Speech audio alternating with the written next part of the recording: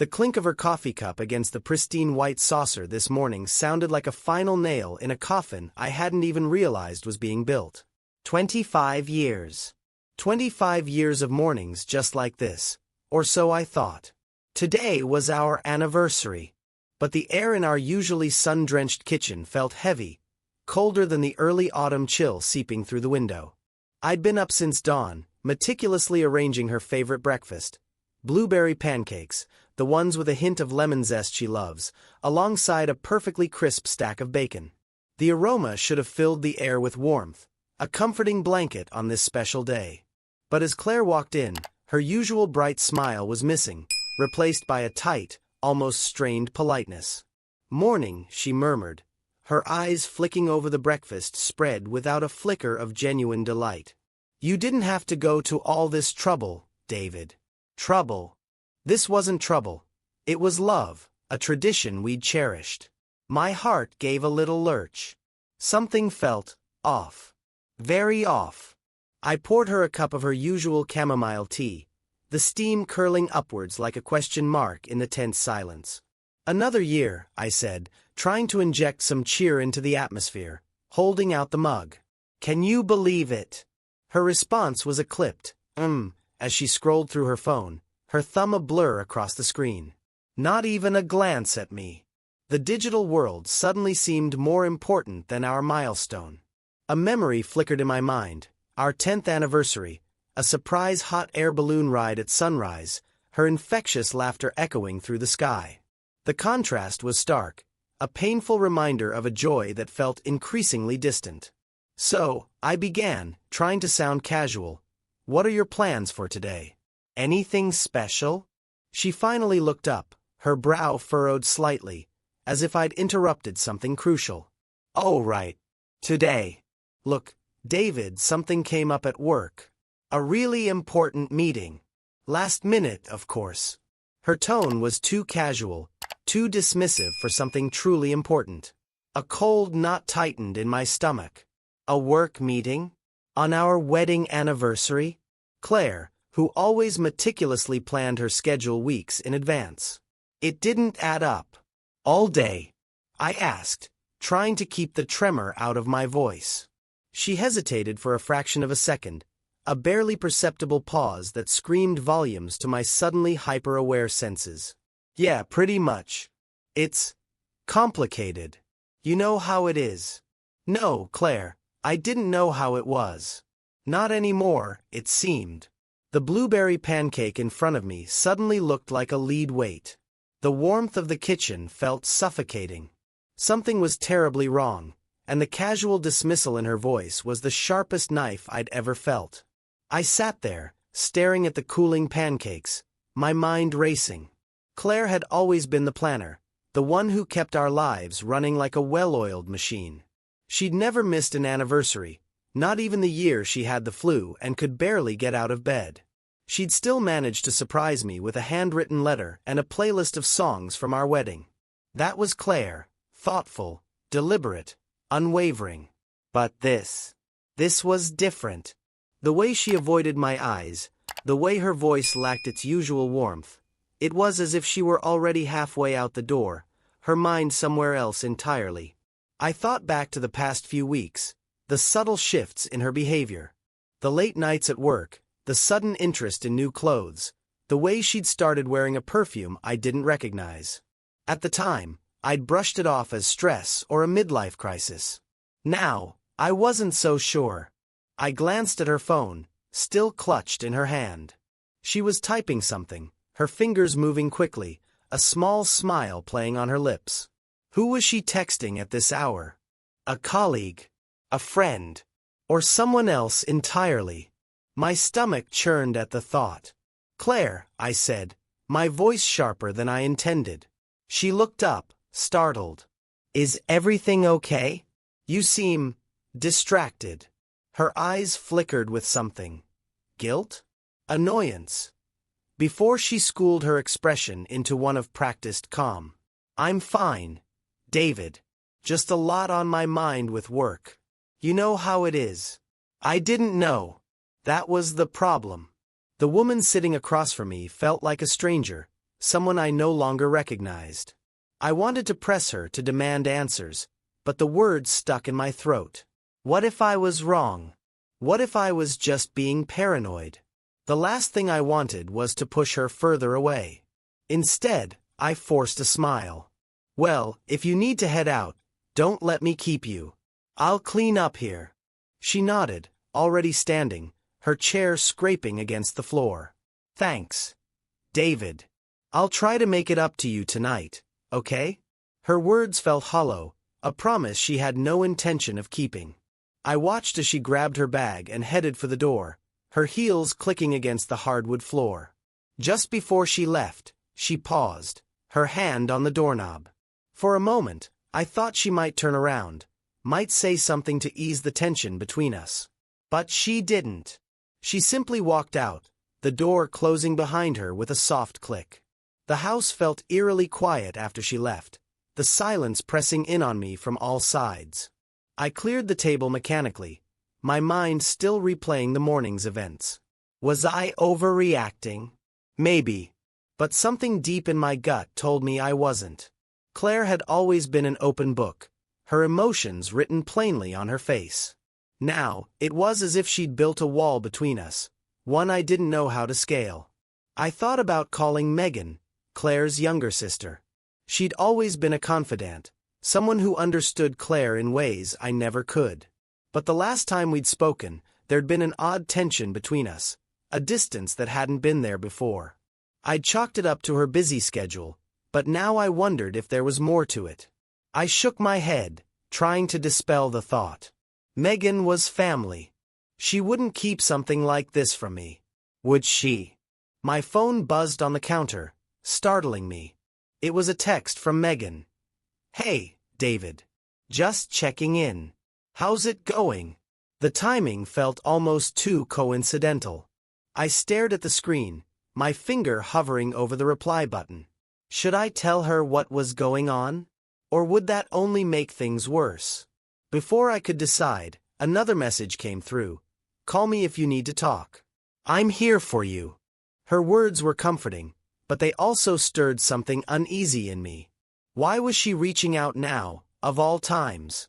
I typed out a quick reply. Thanks, Megan. I'm fine, and set the phone down, my mind racing. The rest of the morning passed in a blur. I tried to distract myself with chores, but my thoughts kept circling back to Claire. Where was she really going? And why did it feel like our life together was unraveling before my eyes? By midday, I couldn't take it anymore. I grabbed my keys and headed for the car, my destination clear in my mind.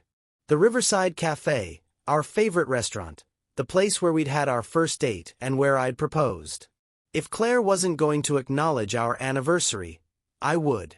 Maybe being there would help me make sense of everything.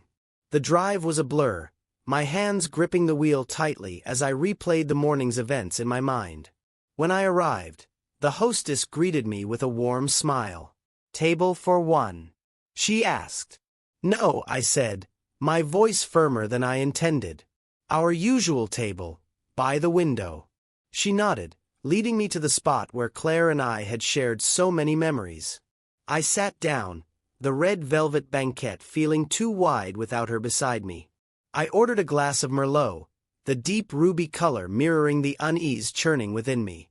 As I sipped the wine, my gaze kept drifting toward the entrance, every woman who walked in prompting a flicker of hope, quickly followed by a wave of disappointment. Claire didn't appear. The minutes ticked by with agonizing slowness.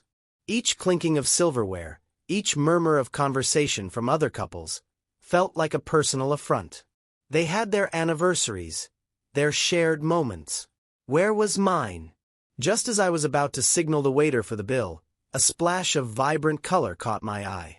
Draped carelessly over the back of a chair at a table near the bar was a scarf. Claire's favorite silk scarf, the one I'd bought her in Venice last year. My breath hitched. What was her scarf doing here? A wave of dizziness washed over me. My eyes scanned the dimly lit bar area. And then I saw her. Claire. She was sitting at a small table tucked away in a corner, her head thrown back in laughter. But she wasn't alone. A man, his arm casually resting on the back of her chair, leaned in close, whispering something that made her laugh even harder. It wasn't just a colleague. There was an intimacy in their body language, a closeness that sent a shard of ice through my heart. My blood ran cold. This was it. This was her important work meeting. The carefree joy on her face, the easy familiarity with this stranger. It was a brutal confirmation of my worst fears. The hollowness Claire left in the kitchen clung to me like a damp shroud long after she'd gone. I couldn't shake the feeling that her important work meeting was just a flimsy excuse, a veil thrown over something far more sinister. We hadn't had a proper conversation in weeks, just hurried exchanges and polite nods. Now, on our anniversary, it felt like a deliberate distancing, a calculated move to push me further away. My hand instinctively reached for my phone. I needed to talk to someone who knew us, who knew Claire. My fingers hovered over Megan's number, Claire's younger sister. We'd always been close, a comfortable, easy friendship. Maybe she'd have some insight, maybe I was just overreacting, letting my anxieties get the better of me. I pressed call. Megan answered on the third ring, her voice bright and cheerful. David, happy anniversary. Her genuine enthusiasm was a stark contrast to Claire's coldness, and it made the knot in my stomach twist tighter. Hey, Megan. Thanks. Listen, do you have a few minutes? Something's bothering me. I could hear the shift in her tone, the immediate concern. Of course. What's going on? I recounted Claire's abrupt departure, the vague explanation of a last-minute work meeting, the complete lack of acknowledgement of our anniversary. As I spoke, the unease that had been simmering within me began to boil over. Megan listened patiently, offering occasional comforting sounds. When I finally trailed off, she sighed softly. David, I don't know what to say. That doesn't sound like Claire. Her hesitation, the slight uncertainty in her voice, did little to quell my growing fears. We talked for a while longer, Megan trying her best to reassure me, suggesting maybe it truly was a demanding work situation. But her reassurances felt hollow, and I could sense a subtle shift in her demeanor, a guardedness that hadn't been there before. After I hung up, the feeling of unease hadn't dissipated. If anything, it had intensified. Megan's lack of a definitive explanation, the almost hesitant way she spoke, only fueled my suspicion. Why hadn't she been more surprised?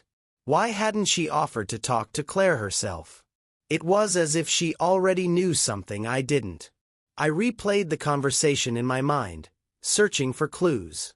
Megan had always been straightforward, someone who didn't shy away from difficult conversations. But today, she'd been evasive, her words carefully chosen, as if she were walking on eggshells. At one point, she'd said, Claire's been under a lot of stress lately. Maybe this is her way of coping. Coping. Coping with what? Claire had always been the strong one, the one who held everything together. If she was struggling, why hadn't she come to me? Why hadn't she said something? I thought back to the last time Megan and I had spoken, a few weeks ago. We'd met for coffee, something we did occasionally to catch up. She'd seemed distracted, her mind elsewhere. When I'd asked if everything was okay, she'd brushed it off with a quick, just work stuff. But now, I wondered if there'd been more to it. Was it possible Megan knew about Claire's affair? Was she protecting her sister, or was there something else going on? The thought made my stomach churn.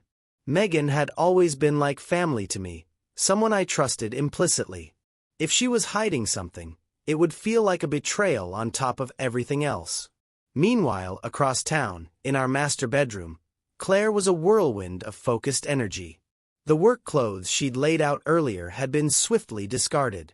Instead, a sleek, crimson dress shimmered under the soft glow of the bedside lamp. She moved with a practiced efficiency, selecting delicate silver jewelry and a pair of high heels that I hadn't seen before. A new perfume, something with a heady, floral scent that wasn't her usual subtle fragrance, filled the air. Her phone buzzed with a message. A smile touched her lips as she read it, a genuine, radiant smile that had been absent all morning. It was from Nathan. The message was simple. Looking forward to tonight. Claire quickly typed back, "Me too. Can't wait." She glanced at her reflection in the mirror, a flicker of excitement in her eyes. This wasn't a woman preparing for a late night at the office. This was someone anticipating a passionate encounter. As she applied a final touch of lip gloss, her gaze drifted toward the framed photo on her nightstand. A picture of me and her, laughing on our honeymoon, young and carefree.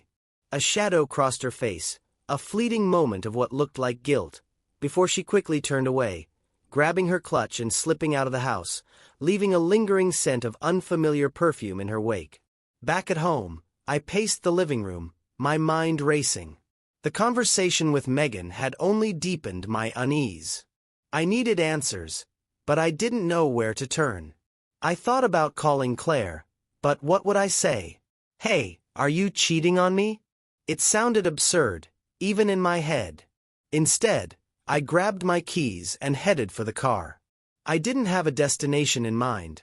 I just needed to move, to do something. As I drove, my thoughts kept circling back to Claire and the man at the restaurant. Who was he? How long had this been going on? And why hadn't I seen it sooner? I found myself pulling into the parking lot of the Riverside Cafe, the place where Claire and I had shared so many memories. It was late afternoon, and the restaurant was quiet, only a few patrons scattered throughout. I took a seat at the bar, ordering a drink I didn't really want. The bartender, a middle-aged man with a kind face, nodded as he poured my drink. "Rough day?" he asked. "You could say that," I replied, forcing a smile. He set the drink in front of me, his expression sympathetic. "Anniversaries can be tough." I froze. "How did you know it was my anniversary?" He gestured to the photo on the wall behind the bar, a picture of Claire and me, taken on our 10th anniversary. We were laughing, her head resting on my shoulder, a champagne flute in her hand. The memory hit me like a punch to the gut. "Yeah," I said, my voice barely above a whisper. "Tough day." As I sipped my drink, my eyes wandered to the table where I'd seen Claire and the man earlier. The scarf was still there, draped over the chair like a silent accusation. I stood, my legs carrying me to the table before I could think better of it. The scarf was unmistakably Claire's, the same one I'd bought her in Venice. I picked it up, the silk soft against my fingers. As I did, something fell to the floor, a small, folded piece of paper. I bent to pick it up, my heart pounding as I unfolded it. It was a receipt, dated today, for 2 glasses of wine and an appetizer. The name at the top was Nathan. My hands trembled as I stared at the name, the letters blurring as my vision swam. Nathan. Who the hell was Nathan? I stuffed the receipt into my pocket, my mind racing. This was proof, undeniable proof, that Claire had been here with someone else. But what was I supposed to do with it? Confront her? Demand answers? Or was it better to keep quiet, to wait and see how far this would go? I returned to the bar, my drink untouched. The bartender gave me a curious look but didn't say anything. I pulled out my phone, scrolling through my contacts until I found Megan's number. I hesitated, my finger hovering over the call button. Did I really want to drag her into this? But I needed someone on my side, someone who could help me make sense of what was happening. Before I could second-guess myself, I pressed call. Megan answered on the second ring, her voice tinged with concern. "David, is everything okay?" "No," I said, my voice shaking. "I need your help." The oak door of the Riverside Cafe creaked open with a familiar groan as I stepped inside. It was our place, the restaurant where we had our first date, where I proposed. Every corner held a memory, a whisper of laughter and shared dreams. Tonight, however, the familiar warmth felt like a cruel mockery. I asked the hostess for our usual table by the window, the one overlooking the small fountain in the square. As I sat down, the red velvet banquette felt too wide, the silence opposite me deafening. I ordered a glass of Merlot, the deep ruby color mirroring the unease churning within me. My gaze kept drifting toward the entrance, every woman who walked in prompting a flicker of hope, quickly followed by a wave of disappointment. Claire didn't appear. The minutes ticked by with agonizing slowness. Each clinking of silverware, each murmur of conversation from other couples, felt like a personal affront. They had their anniversaries, their shared moments. Where was mine? Just as I was about to signal the waiter for the bill, a splash of vibrant color caught my eye. Draped carelessly over the back of a chair at a table near the bar was a scarf. Claire's favorite silk scarf, the one I'd bought her in Venice last year. My breath hitched. What was her scarf doing here? A wave of dizziness washed over me. My eyes scanned the dimly lit bar area. And then I saw her. Claire. She was sitting at a small table tucked away in a corner, her head thrown back in laughter. But she wasn't alone. A man, his arm casually resting on the back of her chair, leaned in close, whispering something that made her laugh even harder. It wasn't just a colleague. There was an intimacy in their body language, a closeness that sent a shard of ice through my heart. My blood ran cold. This was it. This was her important work meeting. The carefree joy on her face, the easy familiarity with this stranger. It was a brutal confirmation of my worst fears. I sat frozen, my glass of Merlot forgotten in my hand. My mind raced, torn between confronting her right then and there and slipping away unnoticed. Confrontation would mean an explosion, a scene that would shatter whatever fragile facade remained of our marriage. But leaving felt like surrender, like letting her get away with this betrayal without a fight. My hand trembled as I reached for my phone, trying to be as inconspicuous as possible. My fingers fumbled with the camera app. I zoomed in, my focus solely on Claire and the man. I needed proof. I needed to see it, to capture it, to make it real. With a shaky breath, I pressed the capture button, the silent click of the camera feeling deafening in the sudden rush of adrenaline. My vision blurred for a moment, the reality of what I was witnessing hitting me with full force. I took another photo, just to be sure. My hands were shaking so badly I could barely hold the phone steady. I had my proof. But the sight of Claire, so happy, so carefree, with someone else, was like a physical blow. I felt a wave of nausea rise in my throat. I had to get out of here. I couldn't confront her now, not here. I stood up abruptly, knocking over my wine glass. The crimson liquid spilled across the white tablecloth, a stark symbol of the love that felt like it was bleeding out of my life. I didn't even look back as I stumbled out of the restaurant, the image of Claire and the stranger seared into my mind. The cool night air hit me like a slap as I stepped outside, my breath coming in ragged gasps. I leaned against the wall of the restaurant, trying to steady myself. My mind was a whirlwind of emotions: anger, betrayal, heartbreak, and a strange, hollow emptiness. I felt like a stranger in my own life, as if the ground had been ripped out from under me. I got into my car, my hands gripping the wheel so tightly my knuckles turned white. The drive home was a blur, the streets passing by in a haze of streetlights and shadows. My mind kept replaying the scene at the restaurant. Claire's laughter, the man's hand on her chair, the way she'd looked at him with a warmth she hadn't shown me in months. When I finally pulled into the driveway, the house loomed before me, dark and silent. I sat there for a long time, staring at the front door, dreading what lay beyond. The house had always been a sanctuary, a place of warmth and comfort. Now, it felt like a prison, a reminder of everything I was about to lose. I didn't go inside right away. Instead, I pulled out my phone and called Megan. She answered on the second ring, her voice tinged with concern. "David, is everything okay?" "No," I said, my voice shaking. "I need your help." There was a pause on the other end, and I could almost hear her hesitation. "What's going on?" "I saw Claire," I said, the words tumbling out in a rush. "At the Riverside Cafe. She was with a man. They were laughing, talking like they were together." Megan was silent for a long moment. When she finally spoke, her voice was careful, measured. "David, are you sure? Maybe it was just a colleague." You know how Claire gets when she's working. It wasn't a colleague, I snapped, my frustration boiling over. I saw them, Megan. I have pictures.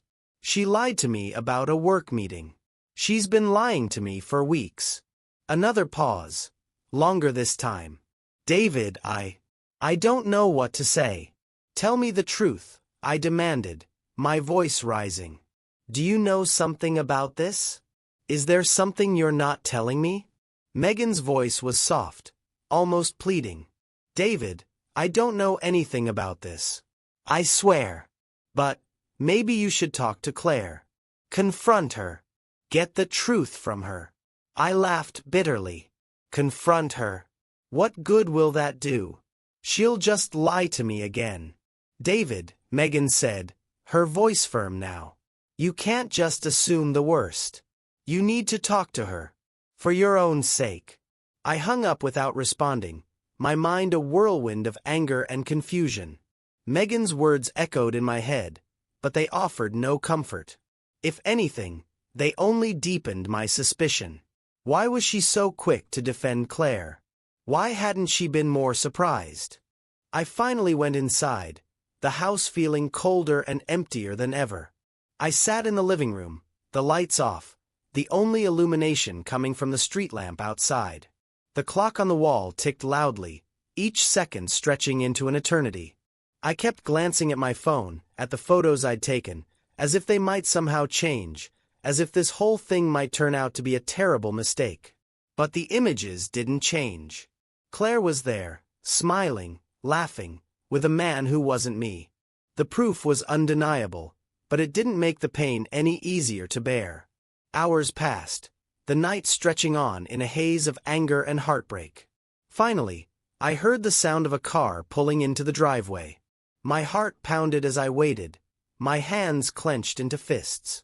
The key turned in the lock, and Claire stepped inside, her heels clicking against the hardwood floor.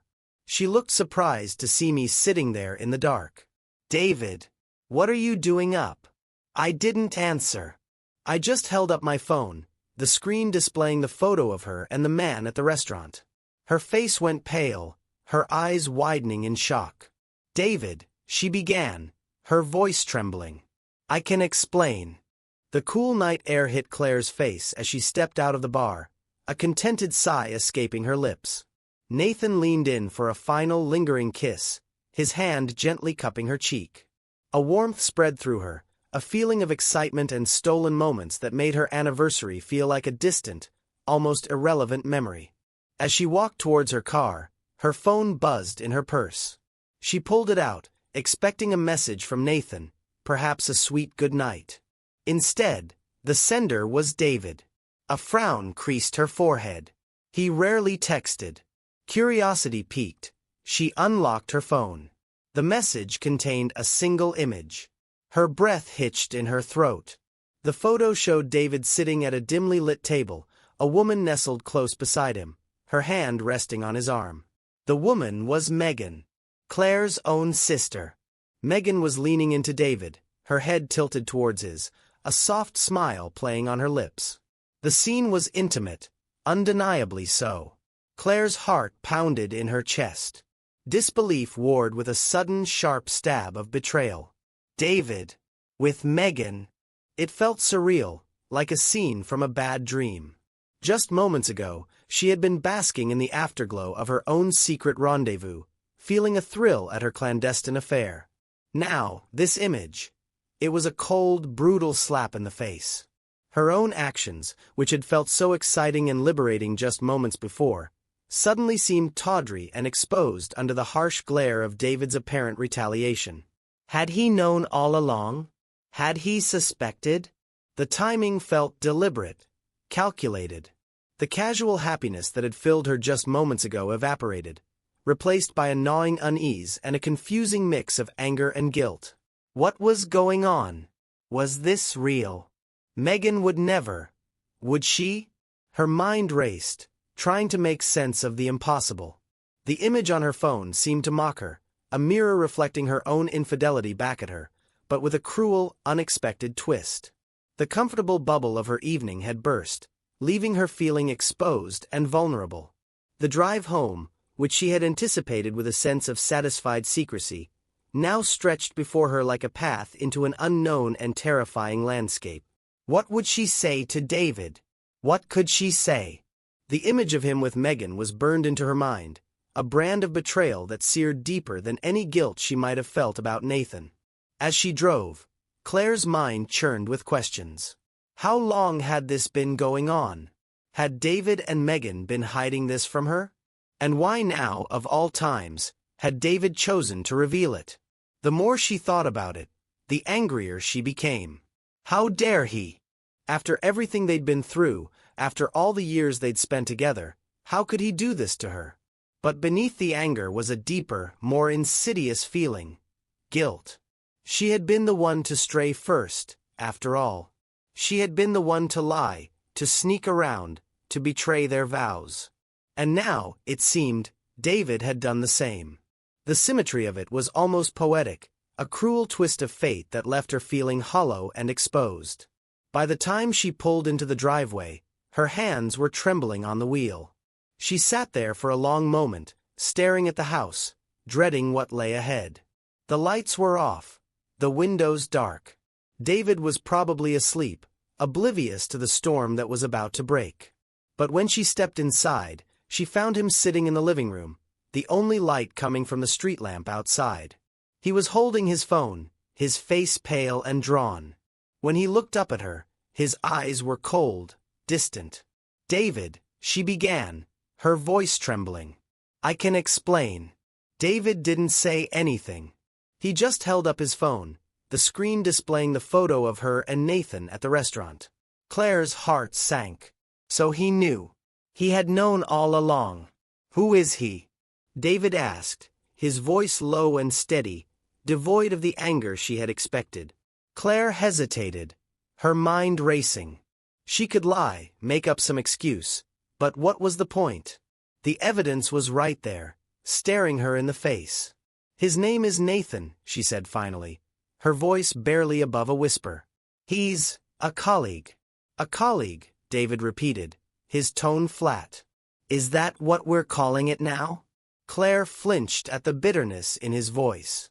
"David, I didn't mean for this to happen.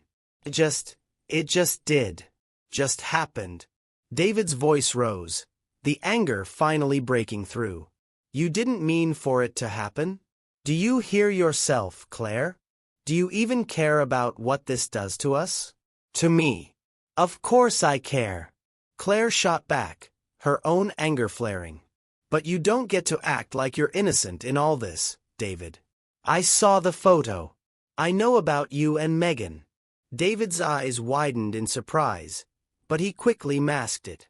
"What are you talking about?" "Don't play dumb," Claire snapped. "The photo you sent me. You and Megan, sitting together, looking all cozy. How long has that been going on, huh? How long have you been lying to me?" David stared at her for a long moment, his expression unreadable. Then, to her surprise, he laughed, a bitter, hollow sound that sent a chill down her spine. "You think I'm cheating on you with Megan? Is that what you think?" Claire hesitated, thrown off by his reaction. "I saw the photo, David. Don't try to deny it." David shook his head, a sad smile playing on his lips. "Claire, that photo, it's not what you think. Megan and we're not together. We never have been." "Then what was that?" Claire demanded, her voice rising. "Why did you send me that photo if it wasn't true?" David sighed, running a hand through his hair. "I sent it because I wanted you to feel what I was feeling. I wanted you to know how it feels to be betrayed, to be lied to. But it wasn't real, Claire. It was staged. Megan and we set it up to make you think I was cheating, just like you were." Claire stared at him, her mind reeling. You staged it." David nodded, his eyes filled with a mixture of anger and sadness. "I needed to know, Claire. I needed to know if you were capable of feeling the same pain I was feeling. And now I know." The room fell silent, the weight of David's words hanging heavy in the air. Claire felt a wave of guilt wash over her, but it was quickly replaced by anger. How could you do that, David? How could you manipulate me like that? How could I? David shot back, his voice rising. How could you cheat on me, Claire? How could you lie to me, betray me, and then act like I'm the one in the wrong? Claire opened her mouth to respond, but no words came out. She knew he was right. She had been the one to break their vows, to betray their trust. But that didn't make his actions any less hurtful. David, she said finally, her voice soft. I'm sorry. I never meant to hurt you. But we've been drifting apart for so long, and I didn't know how to fix it. David sighed, his shoulders slumping. I know, Claire. I know we've been drifting. But that doesn't excuse what you did. What we both did. Claire nodded, tears welling up in her eyes. I know. And I'm sorry. But maybe this is a chance for us to start over. To fix what's broken. David looked at her, his eyes filled with a mixture of hope and doubt. Do you really think we can? I don't know, Claire admitted. But I'm willing to try if you are. David was silent for a long moment, his gaze fixed on the floor. Finally, he looked up at her, his eyes filled with a quiet determination. Okay, he said softly. Let's try. The silence that followed David's agreement to try felt heavy, like the air before a storm. Claire stood there, her heart pounding, unsure of what to say or do next. The tension between them was palpable, a thick fog of unresolved emotions and unspoken words. She wanted to believe they could fix this, that their marriage could survive the wreckage they'd created. But the doubt lingered, a shadow in the back of her mind. David broke the silence first, his voice quiet but firm. We need to talk about everything, Claire. No more secrets. No more lies. Claire nodded, her throat tight. I know. And I want to. But where do we even start? David gestured to the couch, and they sat down, the space between them feeling both too close and too far. For a long moment, neither of them spoke. The weight of everything they'd been through hung in the air, suffocating and inescapable. Finally, David took a deep breath. Why, Claire? Why did you do it? Claire looked down at her hands, her fingers twisting nervously in her lap. I don't know, she whispered. I wish I had a better answer, but I don't. I think I felt invisible. Like you didn't see me anymore. And when Nathan started paying attention to me, it felt good. It felt like I mattered again. David's jaw tightened, but he didn't interrupt. He just listened, his eyes fixed on her face. I know it's not an excuse, Claire continued, her voice trembling. And I know I hurt you. I never wanted to, David. I didn't know how to fix what was broken between us. David was silent for a long moment, his expression unreadable. When he finally spoke, his voice was soft but filled with pain. You could have talked to me, Claire. You could have told me how you were feeling. Instead, you shut me out. You lied to me. And now I don't know if I can trust you again. Claire felt a lump rise in her throat, tears spilling down her cheeks. I know, she said, her voice breaking. And I'm so sorry, David. I don't expect you to forgive me. I just want a chance to make things right.